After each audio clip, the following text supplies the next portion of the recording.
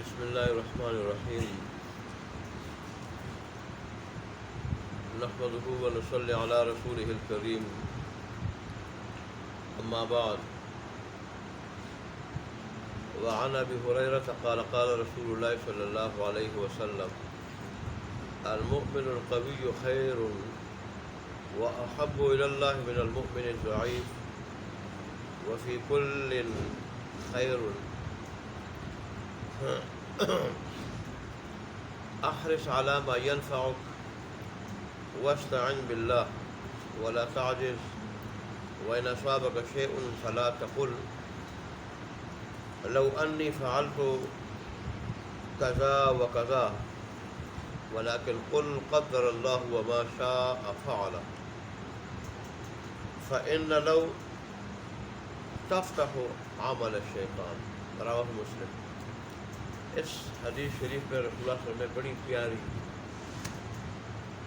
اور انسان کے لیے بڑی مفید بڑی خیر خواہانہ وصیتیں فرمائی ہیں۔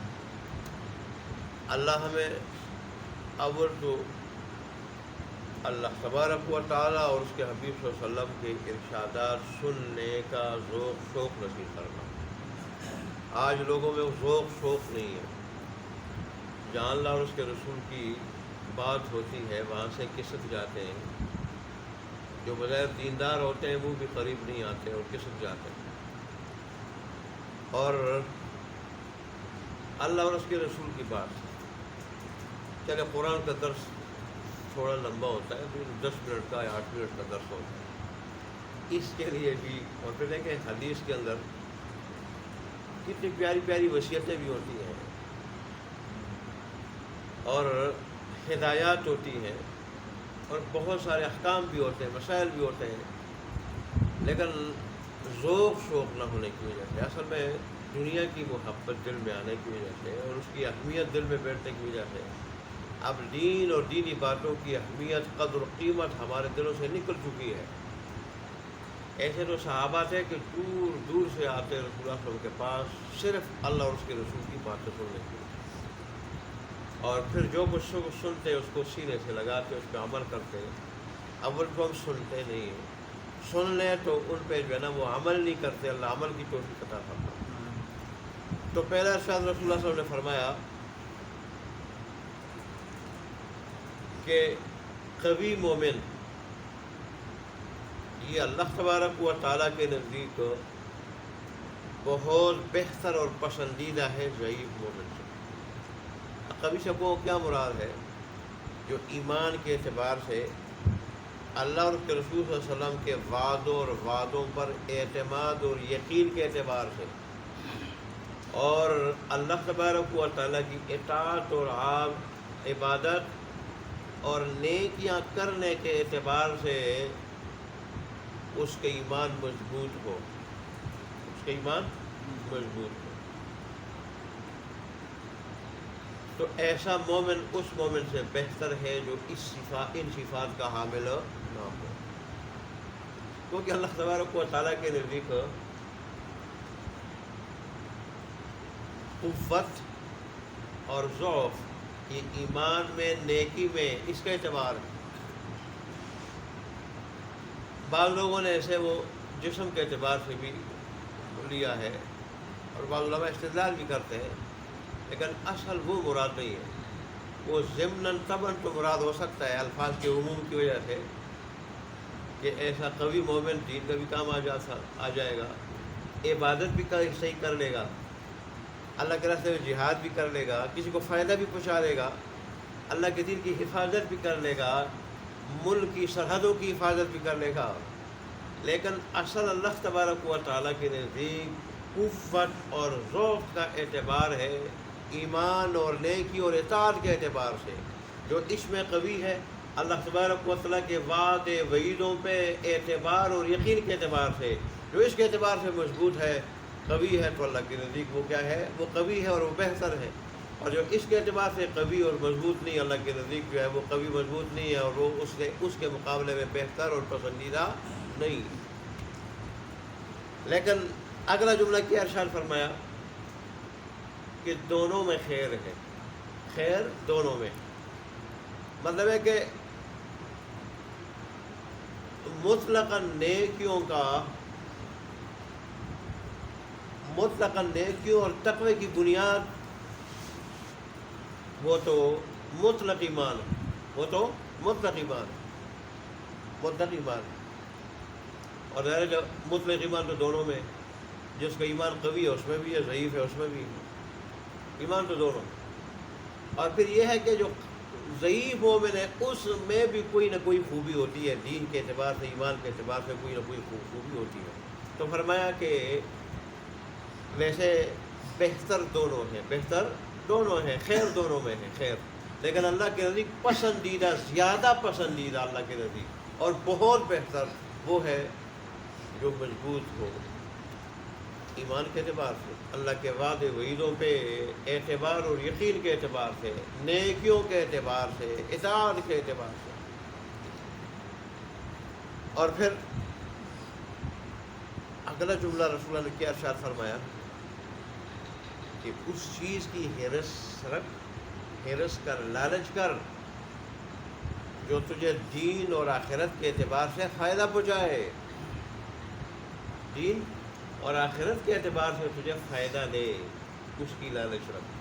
دنیا کی لالچ نہ رکھ، آخرت کی لالچ رکھ، دین کی لالچ رکھ، اور ایسی باتوں کی لالچ رکھ جو دنیا اور آخرت کے اعتبار سے تجھے فائدہ پہنچائے. اللہ اور اس کے حبیب صلی اللہ علیہ وسلم کی باتوں کو آج بھی دیکھ لے. آج مسلمان زیادہ اس لیے بھی نہیں بیٹھتے، ان کو پتہ ہے ہماری زندگی کیسی ہے، اور اللہ اور اس کے رسول اللہ کے ارشادات اور ہدایات اور وصیتیں کیسی ہیں. وہ ساری وصیتیں جو ہیں وہ زندگی کے خلاف جا رہی ہیں. تو پھر ہم یہ تو نہیں کر سکتے کہ اپنی زندگی کی اصلاح کر لیں، ایسی باتوں کو سننا ہی چھوڑ دیتے، ایسی باتوں کو سننا ہی گوارا نہیں کرتے. اللہ ہمارے حال پہ رحم فرمائے. اللہ کے صحابہ کرام تو ایسے تھے کہ رسول اللہ صلی اللہ علیہ وسلم کو کوئی ارشاد نقل کرتے ہوئے رسول اللہ صلی اللہ علیہ وسلم نے بظاہر کوئی ایسا جملہ کہا، جملہ جو آدمی کے حق میں اچھا نہیں سمجھا جاتا، تو انہوں نے وہ جملہ ساتھ نقل فرمایا.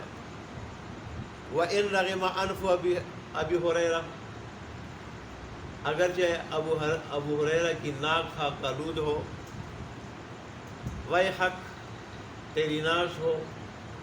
اب ایسی باتیں بھی انہوں نے ساتھ کیا کر دی، نوٹ کر دی. یہ اعتماد دلانے کے لیے کہ مجھے اللہ کے حبیب کا ارشاد بنوان یاد ہے، بنوان، اور دوسرا رسول اللہ صلی اللہ علیہ وسلم سے محبت کی وجہ سے. کس کی وجہ سے؟ محبت کی وجہ سے کہ اللہ کے حبیب کی زبان سے نکلا ہوا جملہ ہے، نکلا ہوا. تو ایسے تھے. اور آج ہماری خلاف جب باتیں جا رہی ہیں تو ہم ایسی باتوں کو سننا گوارا نہیں کرتے. بہت سارے لوگ ایسے تھے، حدیث کا درس میں نے شروع کیا تھا، بڑے خوش ہوئے تھے. پھر بیچ میں کوئی 17-18 دن بیمار ہوا تو کہہ رہے جی وہ کمی محسوس ہو رہی تھی. لیکن جب بات شروع ہوئی مال کی اور دین میں مال کی کتنی اہمیت ہے، اللہ کے نبی کتنی اہمیت ہے، دنیا کی کتنی اہمیت ہے، یہ کتنی ناپائیدار چیز ہے، اور اس سے کتنی جو ہے وہ نفرت ہے اللہ تبارک و تعالیٰ کو، اور انسان کو اس سے کتنی نفرت کرنی چاہیے اور اس کے پیچھے دوڑنا نہیں چاہیے، اس کا غلام نہیں بننا چاہیے. ٹھیک ہے حاصل کرنا ناجائز نہیں ہے، لیکن اللہ اس کے رسول صلی اللہ علیہ وسلم تو 70 ماؤں سے زیادہ مہربان ہے.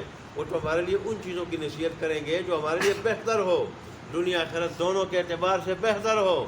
جیسے کوئی بیٹا پردیس جا رہا ہو تو ماں اس کا کندھے پہ ہاتھ رکھ کے، کندھا پکڑ کے اس کو وہی نصیحتیں کرتی ہے جو اس کی انتہائی مفید ہو، اور وہ پریشانی کا سامنا اس کو نہ کرنا پڑ جائے. ایسی نصیحتیں وہ کرتی ہیں ماں، اور باپ بھی کرتا ہے. تو اللہ کے رسول کی تو ایسی نصیحت ہے کہ اصل گھر آخرت کا گھر ہے، اصل نعمتیں آخرت کی نعمتیں ہیں، اور دائمی نعمتیں ہیں.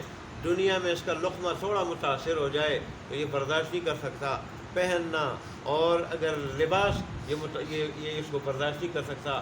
آخرت کا دائمی لقمہ، دائمی زندگی، دائمی کھانا پینا، دائمی پہننا وہ متاثر ہو جائے تو وہ کیسے برداشت کر سکتے تھے.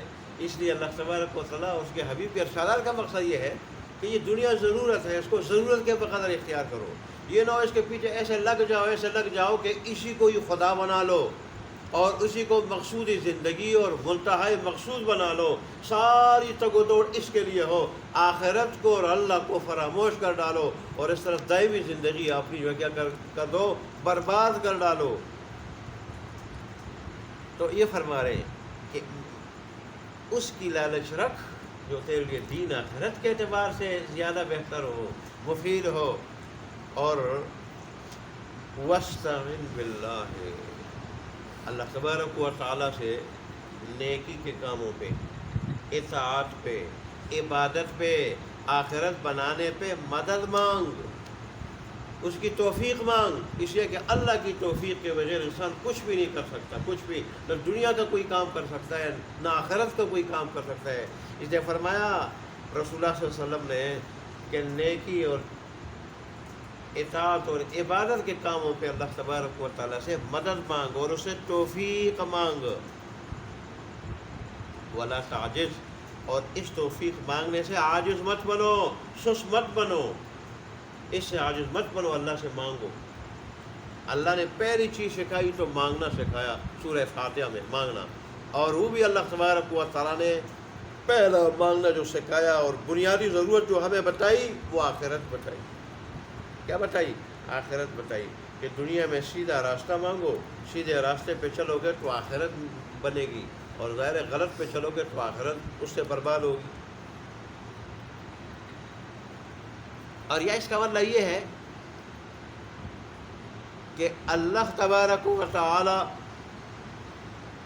جن چیزوں کے کرنے کا حکم دے، یہ ولا تعجز کا جملہ اس کی بات کر رہا ہوں، کرنے کا حکم دے، ان کے کرنے سے عاجز مت بنو، ان کے کرنے سے اگرچہ بظاہر وہ معمولی نیکی ہو، اگرچہ بظاہر وہ معمولی نیکی ہو تو اسے عاجز مت بنو۔ جیسے میں کل درس میں نے بات کہی تھی کہ ایک آدمی رسول اللہ کے پاس مانگنے کے لیے آیا، آپ کے پاس ایک کھجور تھی، آپ نے وہ کھجور دے دی، تو اس نے کہا میں نہیں لیتا، اس سے میری ضرورت پوری نہیں ہوگی۔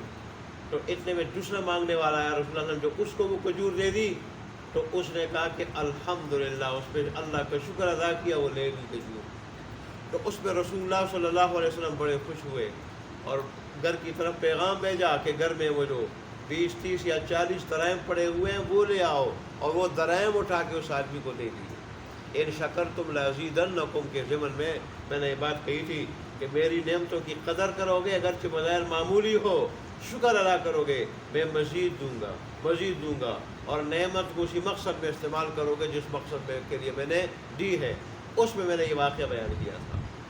ویسے ہی نیکی کو بھی معمولی نہیں سمجھنا چاہیے۔ بعض اوقات آدمی کسی نیکی کو معمولی سمجھتا ہے اور اس کے کرنے سے آدمی جنت کے بیچ میں چلا جاتا ہے، بعض وقت کسی گناہ کے کرنے کو، گناہ کو معمولی سمجھتا ہے، اس کے کرنے سے جہنم کے بیچ میں چلا جاتا ہے۔ یہ دونوں کو معمولی نہیں سمجھنا چاہیے۔ اچھا جی، اچھا آگے دیکھیں کتنی بات، اس میں ہم سارے مبتلا ہیں، سارے مبتلا ہیں، اور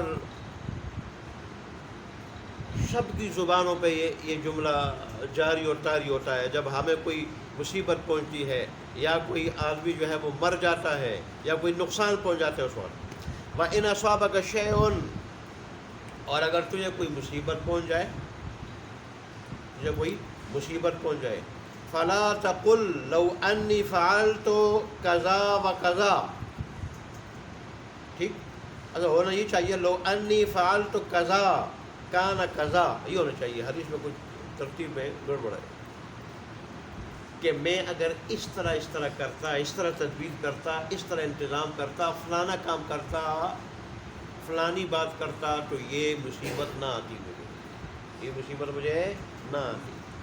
مومن کا یہ کام نہیں ہے۔ اگر اس طرح کہنا مکروہ تحریمی نہیں ہے، مکروہ تنزیہی ہے، لیکن مومن تو مکروہ تنزیہی سے بھی اللہ کے نزدیک اگر معمولی بھی یہ چیز ناپسندیدہ ہو، اس سے بھی اپنے آپ کو بچاتا ہے۔ کیوں؟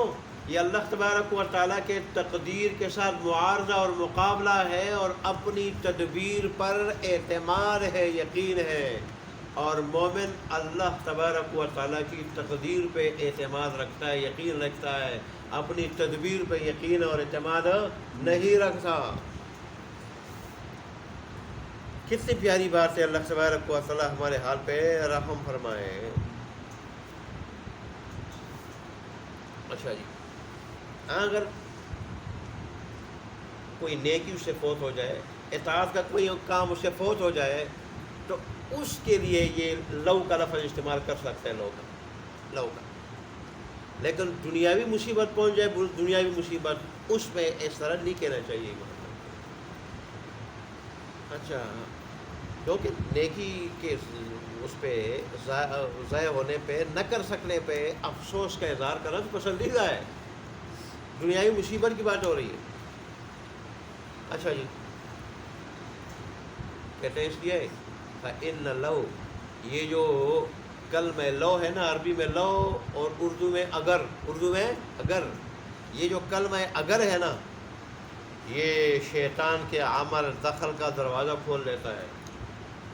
جب آدمی اس طرح کہتا ہے اور اس پہ یقین رکھتا ہے تو پھر دل میں طرح طرح کے وسوسے اور خیالات پیدا ہو جاتے ہیں، اور آدمی جو ہے ان خیالات میں ڈوب کے پھر پاگل ہونے لگتا ہے۔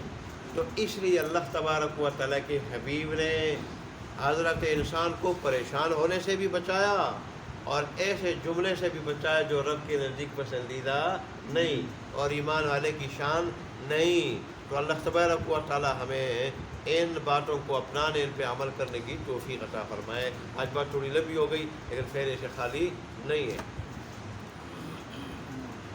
الحمدللہ رب العالمین۔